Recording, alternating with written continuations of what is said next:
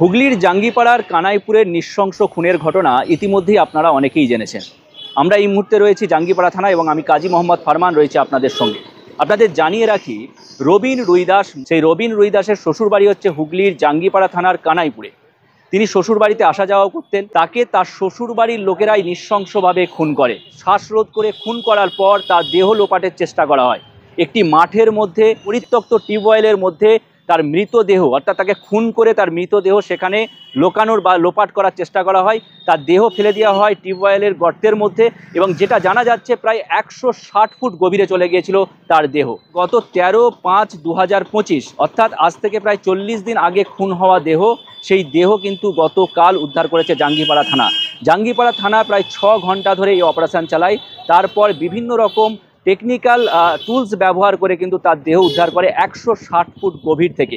এবং আমরা এই মুহূর্তে দেখাবো, এই যে সববাহী গাড়ি দেখতে পাচ্ছেন এর মধ্যেই কিন্তু সেই রবিন রুইদাস, বছর 36-এর রবিন রুইদাস, তার মৃতদেহ কিন্তু রাখা আছে। মৃত রবিন রুইদাসের স্ত্রী, তার শ্বশুর, তার শালা এবং তার ভাইরা ভাই, মোট 4 জনকে গ্রেপ্তার করেছে পুলিশ। এবং যেটা জানা যাচ্ছে, এই রবিন রুইদাসের যে শ্বাসরোধ করে খুন, এই ঘটনায় এই 4 জনই যুক্ত ছিল এবং এই 4 জনই টোটো করে নিয়ে গিয়ে তার দেহ লোপাটের চেষ্টা করে। এই বিষয়ে আজ জাঙ্গিপাড়া থানায় প্রেস কনফারেন্স করেন হুগলি গ্রামীণ পুলিশের অ্যাডিশনাল এসপি কৃষাণু রায়। তিনি কি বলছেন তা আপনাদের শোনাবো। আমাদের যেটা জানানোর জন্য আজকে আমরা এখানে ডেকেছি সেটা হলো, গত 13/5/2025 আমাদের দীপা রুইদাস পাড়া, এখানে রবিন রুইদাস বলে একজন ভদ্রলোক, যার বয়স হচ্ছে 36 বছর, তিনি নিখোঁজ হন। এবং নিখোঁজ হওয়ার পরে আমাদের চণ্ডীতলা থানায় একটি জিডি হয়, জিডি নম্বর 925। এবং এই মিসিং জিডির বেসিসে আমরা বিভিন্ন জায়গায় ইনকোয়ারি করি, কোথায় যেতে পারে খোঁজখবর লাগাতে থাকি। বিভিন্ন যে সমস্ত সূত্রগুলো আছে সেই সূত্রগুলো আমরা খোঁজার চেষ্টা করি যে উনি মিসিং হয়ে কোথায় গেছেন। কিন্তু গত 21 তারিখে, 21/6/2025 তারিখে যিনি মিসিং হয়েছিলেন রবিন রুইদাস, তার দাদা, তার নাম হচ্ছে বাবলু রুইদাস, উনি থানায় এসে একটি কমপ্লেন করেন যে রবিন রুইদাসের স্ত্রী এবং তার বাড়ির লোকজন তাকে মেরে কোথাও একটি অজ্ঞাত জায়গায় ফেলে দিয়েছে। এই কেসটা হয়েছিল 21 তারিখে এসেছিলেন, ঠিক আছে। 21 তারিখে উনি কমপ্লেনটা করেন এবং সেই কেসের অভিযোগের ভিত্তিতে আমরা জাঙ্গিপাড়া থানায় একটি কেস করি। কেস নম্বর হচ্ছে 270/25, ডেট হচ্ছে 21/6/2025। এবং যে সেকশানে কেস হয়েছিল সেটা হচ্ছে 103(1), 238, 61(2) এবং 3(5) BNS।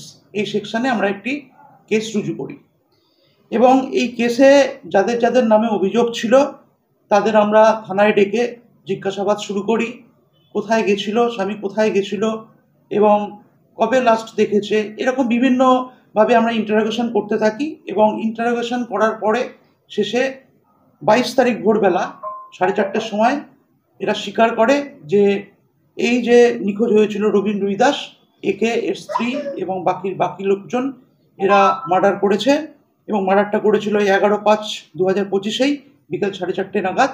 এবং মার্ডার করার পরে একটি টোটোতে করে ওরা নিকটবর্তী একটি শ্মশানের পাশে একটি বোরিং, আপনার অ্যাবান্ডন একটা টিউবওয়েল ছিল, সেই টিউবওয়েলের বোরিং পাইপের মধ্যে একে ফেলে দেয়।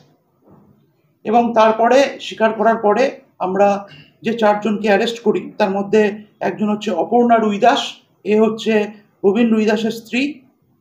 অভিজিৎ রুইদাস, এ হচ্ছে শালা। ওর শ্বশুর মশাই জয়দেব রুইদাস এবং ভাইরা ভাই ছিল প্রদীপ পাত্র। এই 4 জনকে আমরা অ্যারেস্ট করি এবং কোর্টে ফরওয়ার্ড করি। ফরওয়ার্ড করার পরে আমরা 4 দিনের পুলিশ রিমান্ড নিই। এবং যে বক্তব্যটি উনি বলেছিলেন যে বডিটা যেখানে ফেলার কথা ওনারা বলেছিলেন, সেই জায়গাতে আমরা তল্লাশি শুরু করার আগে আমরা ম্যাজিস্ট্রেটের একটা উপস্থিতি ওখানে রাখি। একজন এক্সিকিউটিভ ম্যাজিস্ট্রেটের উপস্থিতিতে আমরা সেই যে বোরিং টিউবওয়েলের পাইপ আছে সেখানে আমরা খোঁজাখুঁজি শুরু করি গতকাল। এবং গতকাল দীর্ঘ 6 থেকে 7 ঘন্টা খোঁজাখুঁজির পরে আমরা অবশেষে সেই যে কঙ্কাল সম যেই বডিটা, সেই বডিটা আমরা রাত্রিবেলা 11:30টার সময় উদ্ধার করি। বডিটা উদ্ধার করি এবং এই বডিটা উদ্ধার করা তাদের যেখানে ফেলেছিল তারা বলেছিল, তাদের কথার ভিত্তিতেই আমরা এটা উদ্ধার করি। বডিটা উদ্ধার করার পরে আজকে আমরা বডিটা পোস্টমর্টমে পাঠাচ্ছি এবং এই চারজনকে আমরা পিসি পিরিয়ডে এখনও আছে। আমরা ইনভেস্টিগেশনে আমরা জানবো যে এর সঙ্গে আরও কেউ যুক্ত আছে নাকি, এবং তিনি যে কারণটা বলেছেন, মোটিভটা বলেছেন, সেই মোটিভ ছাড়া অন্য কোনো মোটিভ এর পেছনে আসেন নাকি। কি কারণে ইনি যেটা বলছেন যে 10 বছর আগে এনার সঙ্গে বিয়ে হয়েছিল, এবং এই যে মৃত ব্যক্তি রবীন রুইদাস, ইনি ওনার ওপর অত্যাচার করত, মদ্যপান করে মাঝে মাঝে অত্যাচার করত, এবং সেই কারণে এনার স্ত্রী বাড়ি ছেড়ে বাপের বাড়িতে থাকতে শুরু করেছিল, এবং এই রবীন রুইদাস এই মাঝে মাঝে শ্বশুর বাড়িতে যেত, সেখানে অত্যাচার করত।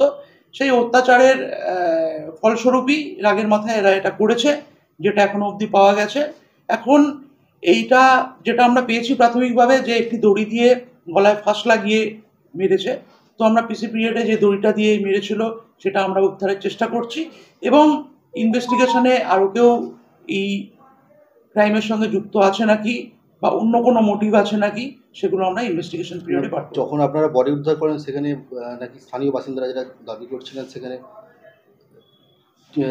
বিভিন্ন ধরনের যে মাটি, সেই মাটি পাওয়া গেছে এবং বেশ কিছু নুনও ব্যবহার করা হচ্ছে, সেই বিষয়টা অ্যাকচুয়ালি যে জায়গা থেকে আমরা বডিটা উদ্ধার করেছি সেই জায়গায় মানুষের পক্ষে নামা একটু অসম্ভব ছিল।